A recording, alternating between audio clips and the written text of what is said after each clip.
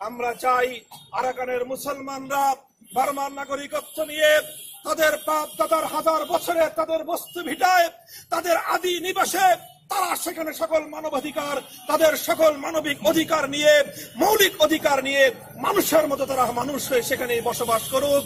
তাদেরকে যেন আমাদের বাংলাদেশে আর পাঠিয়ে না দেওয়া হয়, তাদেরকে যেন নাফ নদীতে তাদের সন্তানদের লাশগুলো যেন ভাসতে না হয়, তাদের আবাল বৃদ্ধ বনিতাদেরকে যেন বেয়নেটের আঘাতে খুঁচিয়ে খুঁচিয়ে হত্যা করে বঙ্গোপসাগরে যেন তাদের শরীর সমাধি না ঘটাতে হয়। এজন্য আবারও বলছি, আবারও আমাদের স্পষ্ট দাবি হলো, আমার দেশের নাগরিক হিসেবে আমরা আমাদের সরকারকে উদাত্ত আহ্বান জানাতে চাই, জোর দাবি জানাতে চাই এবং সরকারকে বলে দিতে চাই, দেশের আভ্যন্তরীণ পরিস্থিতির কারণে আপনাদের গদি নড়বড়, দেশের আভ্যন্তরীণ পরিস্থিতির কারণে রাজনৈতিকভাবে আপনারা একটি কঠিন পরিস্থিতির সম্মুখীন হয়ে আছেন।